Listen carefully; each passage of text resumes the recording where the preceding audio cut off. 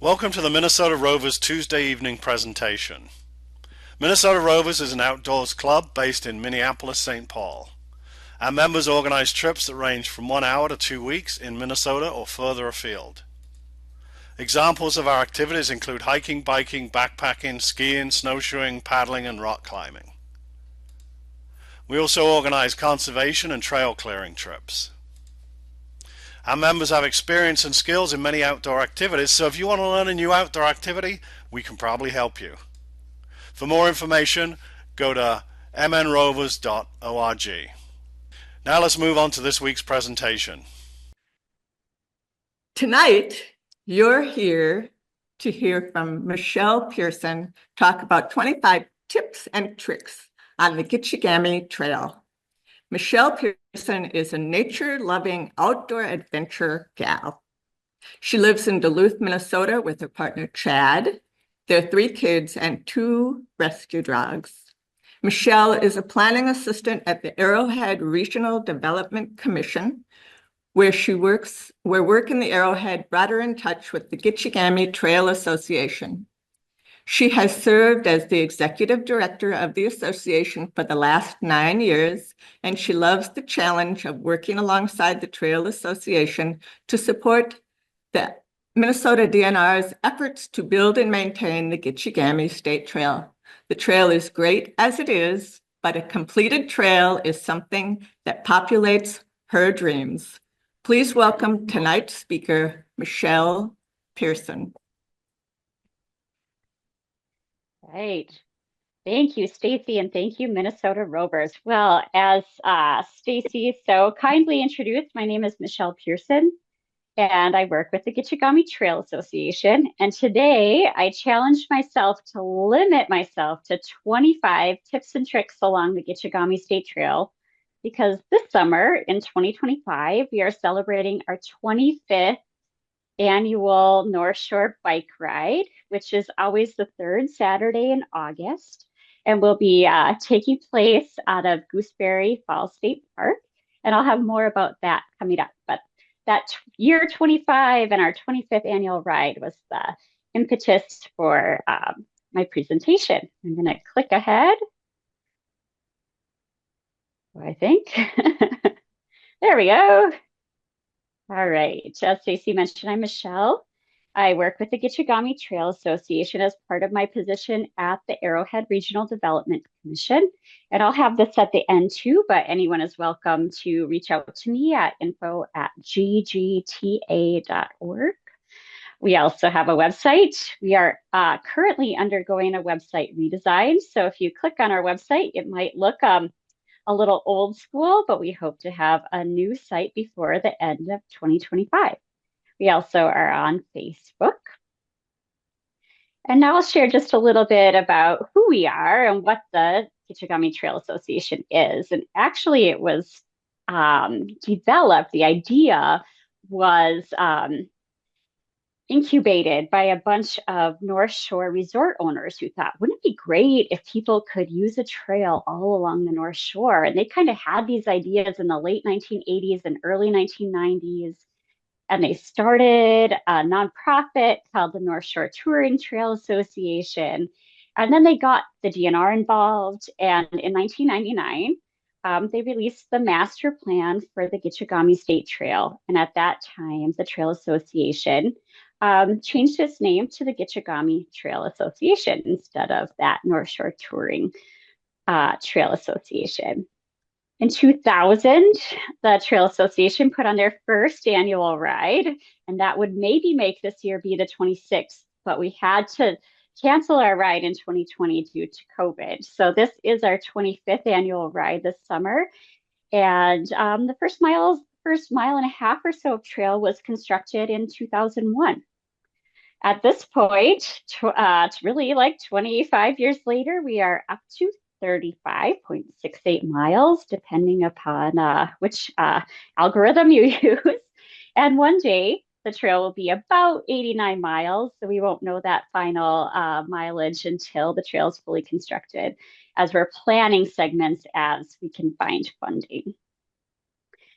So about 89 miles. Our trail association has individual and family members and business members. We have about 200 paid individual and family members, and about 20 businesses share in supporting our work.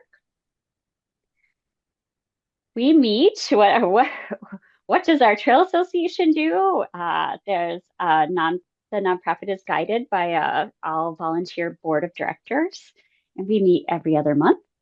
And our trail association also has members from the DNR and MnDOT, and also county commissioners from both Lake and Cook County, where our trail will eventually span 2 harbors to Grand Marais. So we are in both Lake and Cook County. And a big part of our work is while the DNR and DOT staff members aren't allowed to advocate for funds for the trail, we can. And so one of the bills that we have worked with legislators for this year is for House File 1555 and Senate File 1116, where we're hoping to see $1.5 million in bonding funds support 2 projects in Lake County. So that's one way that we can help. Going down to St. Paul, you'll see the lower picture here is me and some board members with Senator Housechild from our area, and who has authored that bonding bill. Other things we do is we support field trips and youth engagement opportunities. We've done some habitat restoration along the trail corridor, and we love to help out with schools' bike rodeos and bike education and trail etiquette with some of the schools along the trail corridor. We also assist DNR staff members with writing grants and also help drum up letters of support if the DNR is seeking grants for trail construction projects. And as I mentioned earlier, we have our annual ride coming up on August 16th. We always hold that on the 3rd Saturday in August. Other events we also help promote and put on is we often celebrate the National Bike Year Park Day in September. We hold cleanup events. We have an annual meeting which also features a bike ride. And this year, because we have 2 recently constructed segments, we are helping the DNR with putting on 2 ribbon cutting events on May 29th at 10 a.m. in Lutsen with the new Lutsen Trail segment, and at 2 p.m. in 2 harbors. And folks, I can't see all of you in the Zoom room, so if anybody has any questions, please feel free to interrupt and stop me. All right, well, now we'll dive in. And I know Stacy said we had, about 40 minutes for this presentation, so I'll try to be real timely. All right, so my first tip for all of you is, where is the trail? I will share this presentation with Stacy and your group afterwards, and all of these items are linked, so you'll have some nice resources at the end of this presentation. Our website, ggta.org, and the DNR also have a map of all the trail segments. As you might have heard, our 89-mile trail segment is not fully constructed, so we have several segments of trail. So if we're kind of thinking about the North Shore, which I usually think at an angle, as the DNR has kind of made this map showcasing the segments. There is a brand new segment in 2 harbors, a tiny little segment by Silver Creek Cliff. Our longest segment is 17.3 miles and connects Gooseberry Falls down by the mouth of the Gooseberry River all the way to the tippy top of the hill in Silver Bay. We have another longer stretch from Schroeder to Lutsen. And then we have a really sweet little segment from the Cutface Creek Stateway side to Grand Marais. So the DNR has this map on their website, and this presentation will have all those links at the end. So looking at our segments, the newest segment is this segment in 2 harbors that's just not quite a mile, and it spans the Park Road in 2 harbors, which for those of you who are familiar with the city's campground in 2 harbors, the one you see from Highway 61, just past the R.J. Houle Visitor Center, it goes from that intersection to the intersection with the Superior Shores Road. And that's kind of our first stop to getting to Flood Bay Stateway side. We have a half a mile or maybe about a mile if you count the frontage road and a little extra that the DOT constructed when they about a year ago, they took out a culvert on the Silver Creek Cliff and they put in a bridge and they accommodated the trail on that and put in another little trail segment. So it's maybe a little bit about a mile, but disconnected mile. But it's also one of our most popular trail segments as a lot of people stop at that wayside on the northeast side of the tunnel, park there and walk or bike up the hill. It's really an incredible overlook. And I'll talk more about that in a coming slide. As I mentioned before, the Gooseberry to Silver Bay segment is about 17.3 miles. And from the town of Schroeder to the town of Lutsen, we have about 12.5 or 12.8 if you include the 0.3 miles that haven't been fully constructed in the town of Tofte, but 2025 is going to see trail construction in Tofte. So we're really excited that that little gap in the trail in Tofte is going to be closed and we'll have a continuous trail segment connecting all those western communities in Cook County together between Schroeder, Tofte, and Lutsen. And a really fun and sweet little trail segment connects Cutface Stateway side to Grand Marais, and it navigates through a lot of state park land and is really close to the water and offers some really incredible views. All right, so this next slide, our tip is the new trail segment into harbors. And this new trail segment, as I mentioned, kind of is just right in the Minnesota Highway 61 right of way. So as you're heading up the shore, the next time you'll be sure to see it. It goes from that Park Road area to this little intersection with the Superior Shores Road. The Superior Shores Resort is under new ownership and has a wonderful little restaurant in it. So the trail gives some access to people who are staying or visiting or live in Two Harbors to a nice little destination at Superior Shores. Also, this trail segment connects really closely to the city of Two Harbors' trail network, and their Sanju Trail connects through the Lakeview Park and navigates to over by the Lighthouse and the working dock area. And if you don't go too far, you can hop on over to Castle Danger. Our friends at Castle Danger recently released a beer named after the trail. So if you happen upon the tap room, you could try out the Gitchi-Gami Trailblazers Irish Stout. Also in Two Harbors features a bike shop called Spoken Gear. Here's Dan Cruikshank, who happens to own, here's Dan again and his wife Kirsten, and they own Spoken Gear and Cedar Coffee Company. And Cedar Coffee Company is really great. They have some farm to table lunch options and some great coffee. So check it out next time you're in Two Harbors.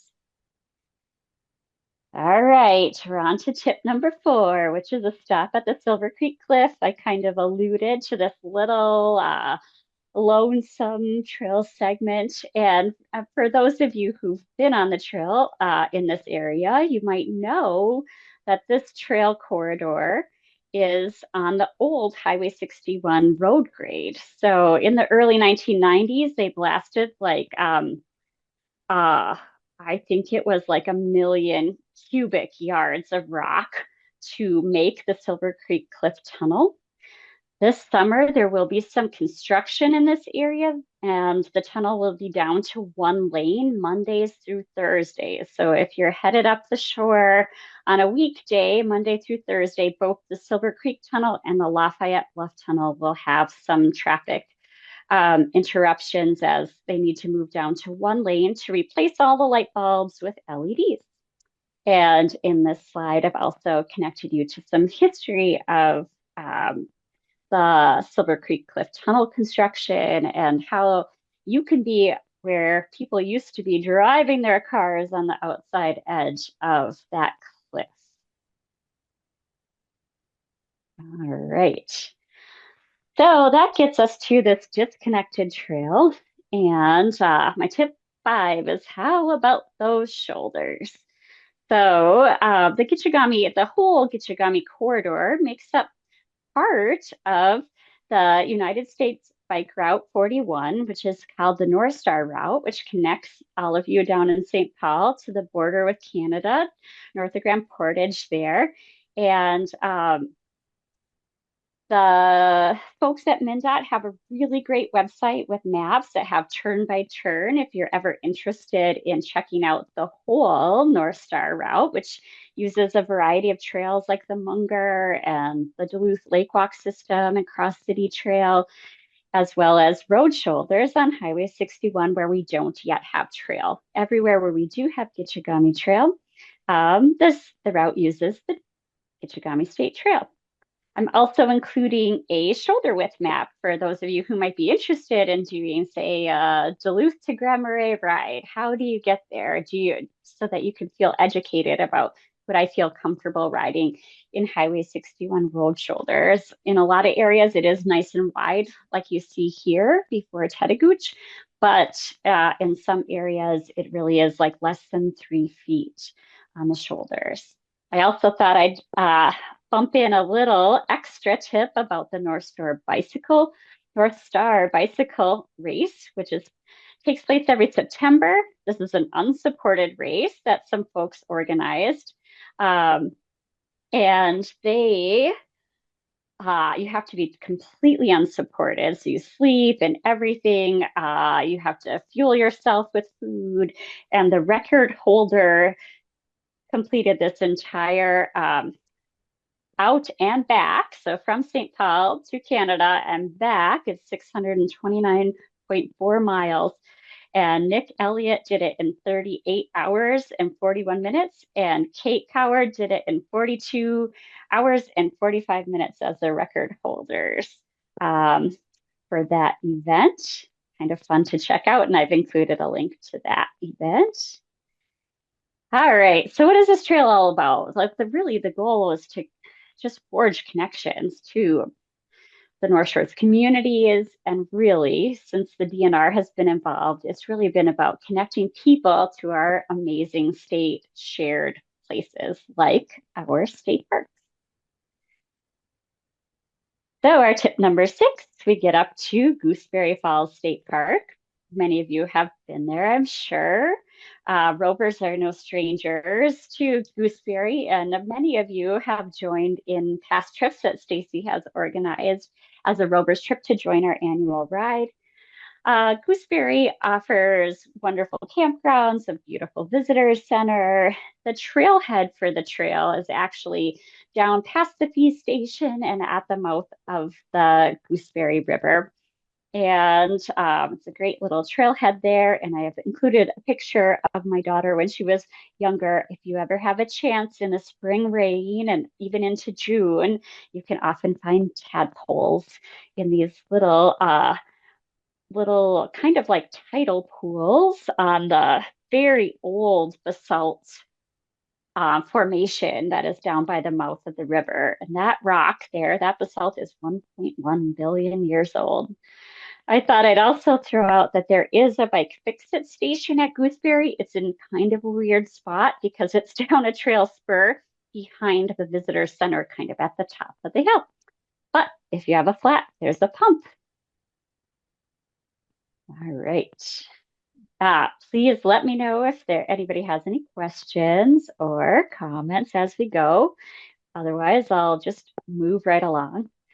As we progress kind of northeast along the trail corridor, if you've biked up the hill in Gooseberry, you've gone over the Gooseberry Falls, over the Gooseberry River, and you can see the falls and all that area below you as you bike over the bridge over the Gooseberry River. And then about 1.5 miles later, you get to go downhill back to the lake level, and you'll find Thompson Beach, kind of a secret little area. In this spot, you'll find a picnic table and there's a little bike rack. There are primitive campsites here that are actually campsites for the Lake Superior Water Trail. The beach is really secluded and beautiful. It's a great place to skip rocks and maybe find some agates, but you are in the state park, so take only pictures. If you get back on your bike from Thompson Hill, you'll go up a hill a little bit, and then you'll find yourself at Iona's Beach Scientific and Natural Area, which is also called Twin Points. There's a boat access in this area. It's a beautiful spot. And this area was owned by uh, a woman named Iona. That's how it got this name. And Iona's family, when Iona decided that she didn't want to just sell her resort, and so it was opened in 1938 and operated as a resort in this location for 6 decades. And if you kind of get off your bike and walk around in this area, you can still see some foundations from some of the resort buildings. But the family worked with the DNR and with the state to ensure that this land would be publicly available. And in 1995, it became a scientific and natural area, and it is one of the busier SNAs in the state of Minnesota. There are some species of protected plants, but it also features this beautiful, beautiful beach. It's like 1,300 feet long, and it's all made out of pink rhyolite. And you see this pink rhyolite, the palisades kind of along the shoreline have contributed to the pebbles on this beach. And it's a great spot. You're welcome to swim here. And a lot of our riders, it's a great family destination to get on your bikes at Gooseberry and bike here. It's only about 4 miles one way. Great spot for a picnic. There are porta potties, there's parking and historical interpretation in this spot. You may have also heard of Iona's beach called the Singing Beach. And if it's not too wavy and not too still, when the water comes over these pebbles, it makes kind of a tinkling sound that sounds a little bit like wind chimes. So I hope you all get a chance to explore that. And then if you get up on top of the kind of palisade that would be kind of to the south of this picture of the beach, there are trails that you can see some of the other points, and that you'll find out why the spot is called Twin Points. All right, I'll keep moving on. If you got back on your bike and continued on towards Split Rock State Park, you would next encounter the mouth of the Split Rock River. This aerial picture kind of shows you this is the inland side. There's parking here, and there's a little trail spur and a tunnel under Highway 61 that will pop you out onto the trail. It's kind of a really great little spot, and has a long history in this area. The this spot can give a really great opportunity if you got on your bikes at Gooseberry and biked here. You can go on the Split Rock segment of the Superior Hiking Trail and do a bike to hike. There is that bridge had washed out over the Split Rock River well inland, so that detour is still in effect. And I've shared a link. Looks like it's getting cropped off the screen a little bit, but I'll share that with you all to see the updates from the Superior Hiking Trail Association if you were anticipating a bike to hike. There's also some remnants in the water here. You can see one of the oldest settlements in this area was used for logging, and you can still, I guess in this picture, you can kind of still see some little wooden post that was from a dock area during the logging industry in the late 1800s. All right, so if you continue past the mouth of the Split Rock River, you are in Split Rock State Park, and the trail winds up and down hills and valleys. And you may come upon a really popular wayside called the Split Rock Lighthouse Overlook. It's owned and operated by MnDOT, and they've installed a cute little selfie station here. There was me trying to take a selfie. I kind of failed. It is a really great spot to see the trail. And when the bike trail kind of goes past this rock wall and it goes downhill, it's a really fun, swoopy little ride. our tip 11, we've reached Split Rock Lighthouse State Park. And one of the first areas you'll encounter in the park is actually the trail center area, which has a picnic pavilion. It has a fireplace in there. There are bathrooms. It has some great beach accesses, and that is where this view of the lighthouse is available. There's also a bike fix-it station at this spot. And this spot also has connections to a new trail spur and to some beaches. And if you take one trail spur, you get up to the regular check-in location for the state park, and where you would, if you were going to camp at the state park, you would stop here. And I took this picture because it shows the new track chair.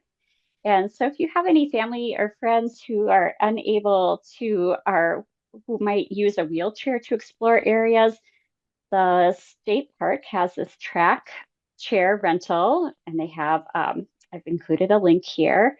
You can reserve it, it's free of charge, and folks can use this, and they can either use a joystick to operate this.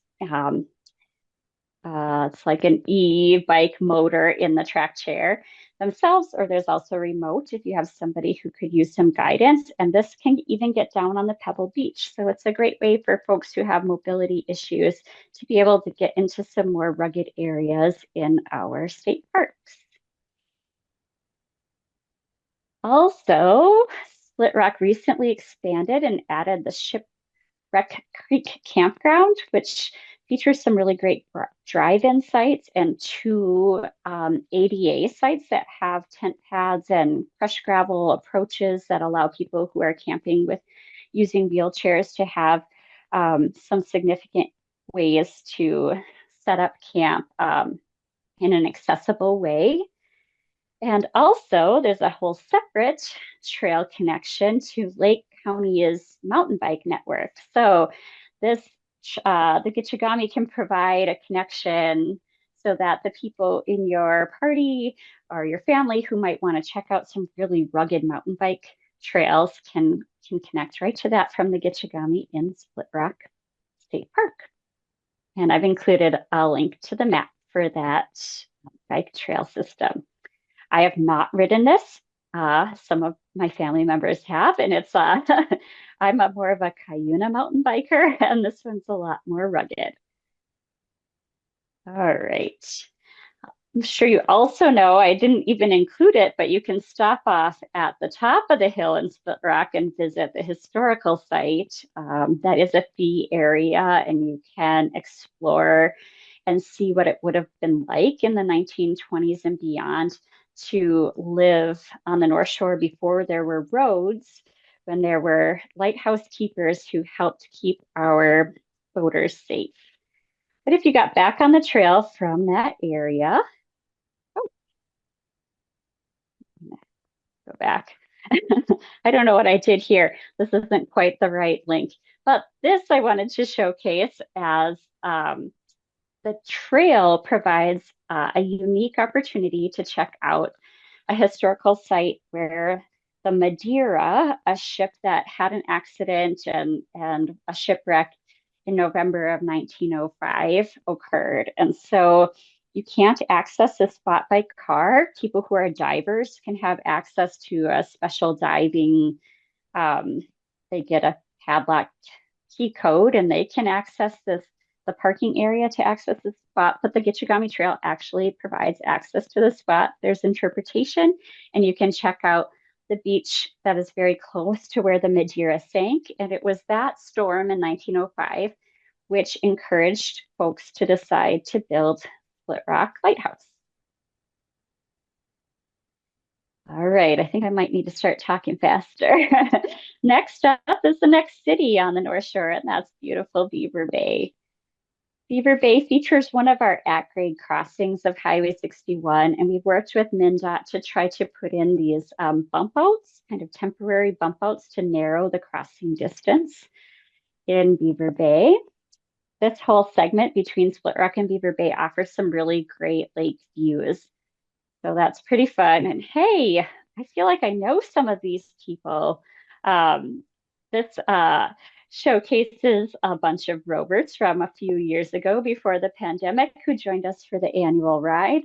And Beaver Bay has a really great wayside that has flushing toilets and a picnic shelter and historical interpretation. And if you cross Highway 61, you can scramble down to the mouth of the Beaver River and really explore some beautiful waterfalls. All right, the next one is about spending the day in Silver Bay. And I think I'm not going to click on this video, but if you look through these slides after the meeting, you can click here and see me talking about all the wonderful things to do in Silver Bay. Some of the things I didn't mention here is that there's also some scenic overlooks and historical interpretation at the top of the hill that showcases the working area of the taconite industry in Silver Bay. The trail between Beaver Bay and Silver Bay is a climb, but it's really cool. And there's some interpretation. You get really close to the trains that are bringing in the taconite into town. The Silver Bay also features the North Shore Adventure Park. So if you're ever traveling with littles, there's a great ropes course and zip lines. It's really for people of all ages. And they also have axe throwing. Folks, they support our work and they give a coupon code to anybody who joins our annual ride. All right, tip 17, wouldn't be the North Shore without waterfalls. And our trail offers folks a lot of different opportunities to see waterfalls. A little behind on my paper turning here. I guess I wanted to mention that you can see waterfalls on the Gitchi-Gami State Trail. You can be on top of the waterfalls on the trail over the Gooseberry River. You can see falls on the Split Rock River, the Beaver River. You can get really close to the Cross River and see those falls, although the trail doesn't quite connect there. The Temperance River, the Onion River, the Poplar River, and the Fall River. And when the trail's completed, there'll be so many more rivers to include. All right. Tip 18 is to use your voice. The Gitchi-Gami State Trail is a state trail. It belongs to all of us. It's for all of us and everyone who visits our state. So I just encourage you to, if you have a chance to talk to your legislator, if they'd be willing to sign on to bonding bills that support the advancement of the trail. We can't build this alone. It's an expensive trail to build because we're building on billion-year-old rock and crossing a lot of rivers. But this is also that shoulder width map that shows you in the sections where we don't yet have trail. It has a nice guide to what is the shoulder like if you had decided you were going to bike along the shoulders of Highway 61. All right, we're continuing up the shore, and the next place that we have a trail segment starts in the little town of Schroeder. And Schroeder is a great little town. It features, if you've driven through, you might have noticed as one of those, the only waterfalls that you can just look out your car window and see a waterfall, but you can also see them from your bicycle. So the Cross River is right in town. Right across the street from the Cross River is the Cross River Heritage Center. It's a great little museum. And also this area features Father Baraga's Cross, which is down by the lake, and you'll find a little brown and white sign that would direct you there. There are two waysides in town, and the first one has a vault toilet and is right next to the river, the Cross River. And then just northeast of that, like a block farther, is a second wayside, and that one serves as the actual trailhead. So if you start in Schroeder, you can bike all the way to Lutsen. And when you do that, you also get to cross after leaving Schroeder into Temperance River State Park. It's a great trail bridge that goes over a gorge. It's also a really nice opportunity. If you parked in Schroeder, you could bike to Temperance, lock up your bike. There's a bike rack right near this bridge, actually. And then there's ample hiking opportunities. So we like to suggest that people think about bike to hike opportunities. There's also a trail spur that leads down to the park entrance and the visitor center there. And I had a little question. Does anybody know how Temperance River got its name? And I can't see any of you right now, so I'm going to answer my own question. It got its name because it's one of the few rivers on the North Shore that doesn't have a sandbar, so it's no bar. So during the 1920s, when during Prohibition times, that is when it got its name. Continuing on from Temperance, the next little town on the North Shore that you reach is the town of Tofte. Oops. And the town of Tofte, you may know from Bluefin Bay, the resort has another hotel in town, has a really great town park that showcases the history of the town, and has a picnic shelter, has a kayak launching area. So it has a lot of cool amenities, has some vault toilets. So it has a lot of nice amenities on the town park. The town park isn't connected to the trail. The trail is inland on this section. And right now the trail ends at Sawtooth Outfitters. And then this is where we have that third of a mile gap in the trail. The trail picks up again on the lakeside near the Commercial Fishing Museum. I've included a link to the fishing museum here. And also the town of Tofte to Lutsen. If you go uphill and inland a bit for adventurous bikers, you might want to think about using the Gitchi-Gami as a bike-to-bike opportunity, and you can explore the Jackpot mountain bike trail system. So I'll just move on. And Tofte, the next wayside you would come to, actually the trail is like alongside the lake over here, kind of underneath that power line corridor, if you're seeing that in this picture. But the Ray Berglund State Wayside is one of the newer state waysides on the North Shore. It's a really beautiful facility, has vault toilets, has a staircase up to a really pretty cool trail that leads you over to the Onion River, and you can see kind of a nice gorge area. A lot of people fly fish in that area, and it provides some really incredible views of Lake Superior. So the Ray Berglund State Wayside is accessible, but you do have to cross Highway 61, so use some caution if you decide to check that out. Oh, before I move on, you guys have heard me talk a lot about bathrooms, and it's a question I get a lot, like where can I park, and if I ride the trail, where can I use the bathroom? And I just wanted to showcase that the University of Minnesota had some students who worked on an interactive map that's called Minnesota Bike and Go, and they invite crowdsourced information. So you can go onto this website and you can tell about conditions, if restrooms are open. Some of our waysides don't open until May. So also it can say if the vault toilets are locked or unlocked for the season. So it can be a really great resource across the state if you're looking at biking and trail adventures and where you can use the bathroom. All right.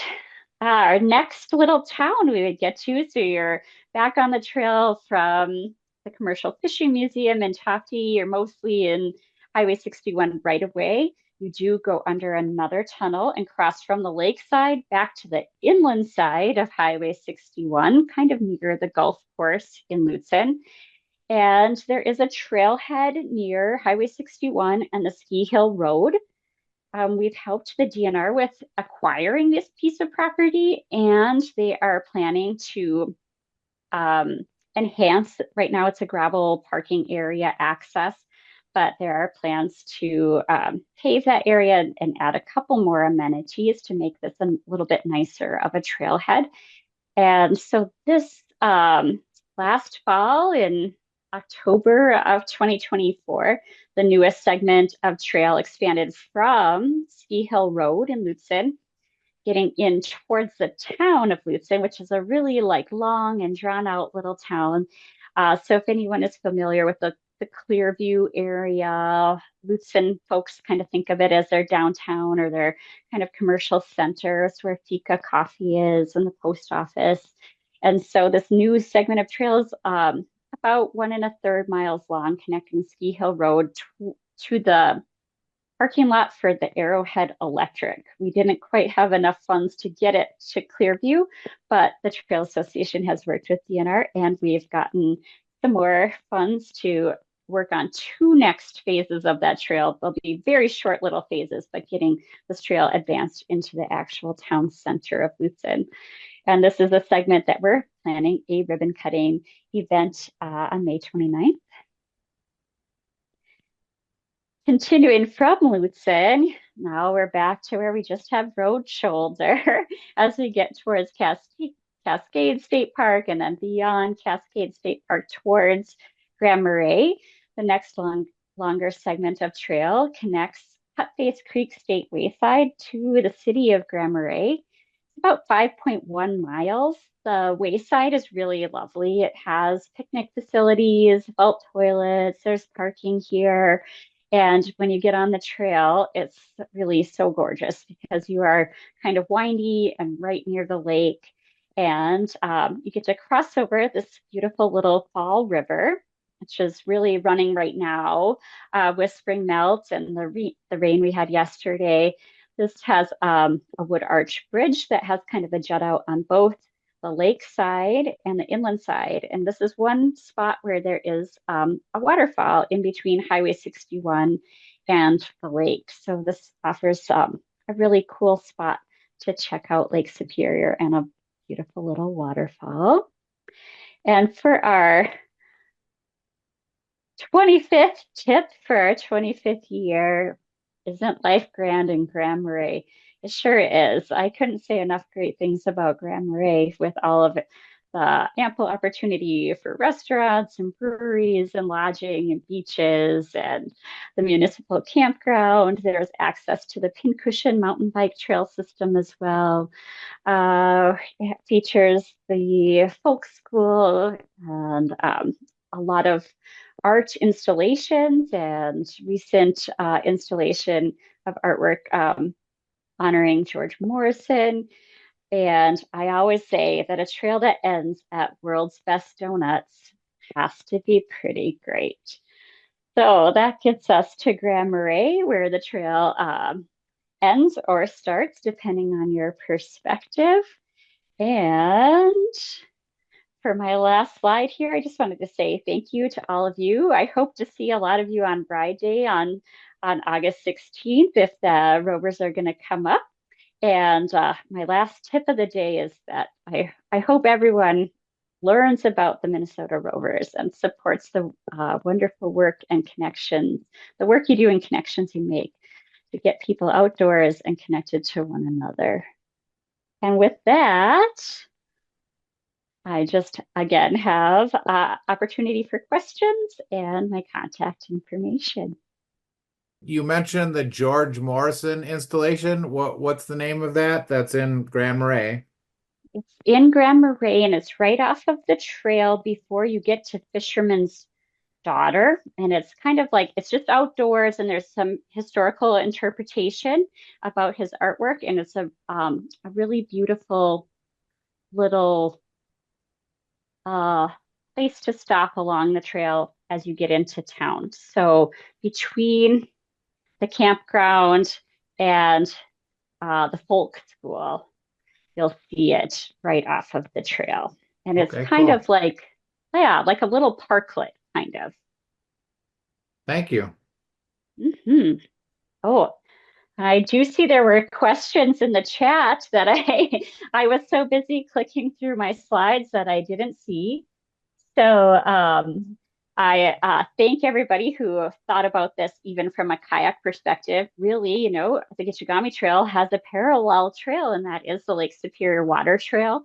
So the DNR has a great website for that too, and there are kind of some campsites populated along the shore for folks to have shelter from high winds and big waves on Lake Superior. So I invite you to check that out. And I love that people mentioned that you can paddle over the Madeira. I haven't done that, but maybe I should add that to my summer bucket list. And as far as shuttle service, we don't have a shuttle service, but I often field questions for folks who want to know, where can I park my car if I want to do a significant bike ride? And I'm always willing to help connect people to different opportunities. The city of Two Harbors is really welcoming especially at the RJ Pool Visitor Center. Those folks have been really welcoming to let people park their car if they want to do a long bike ride on the trail. And for a few years, the Superior Hiking Trail shuttle has a bike rack. So they do have some capacity for if you wanted to bike one direction and then shuttle back. If you're starting in Two Harbors and you want to bike to Grand Marais, but you don't want to ride back, there are some opportunities through the Superior Hiking Trail shuttle. All right. And I see Greg is asking if there's a group site still an option for the Minnesota Rovers. And Stacy and I were just talking about that because the two of us were in cahoots a little bit earlier in the season. It can be really hard to secure those group sites, but I think there is one group site with the Minnesota Rovers name on it, should you all want it, at the Pebble Beach site. So more to come about that. And Greg, maybe we can chat about that. I'll send you an email. Greg Sumner, right?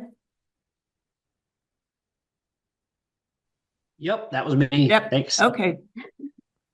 I'll be in touch with you, Greg. Thank you. Yeah. Is it our Duluth watch party with Greg here? That is, I met you at the summit. Yeah, Thanks. that's so great. Yeah. I know. And there really is call for a greater Minnesota approach to the Minnesota Rovers. So it's really cool to be part of this group. Say, Michelle, could you just quickly go over the different lengths of the ride and when the registration will be open? Yes, that is. Yes, that's a really good point. So, Stacy, as I mentioned, our website is under construction. So our website is ggta.org/ride.php. And right now you'll only find I blurred my background, a paper mail-in form that you can have right now. We will be opening online registration, but we're trying to modernize a little bit before we open our online registration. But you're welcome to register by paper. We have kind of the early bird pricing until August 1st is $35 for members of the association and $45 for non-members. And that registration fee pays for snacks, SEG support, and a t-shirt. And we do have free registration for with a paid adult for all kids. So all kids are welcome to join for free, and kids get a nice little Gitchi-Gami water bottle. And after August 1st, we do increase our rate to $40 for members and $50 for non-members of the association. So early bird pricing before August 1st, and I hope we have a live online registration option real soon.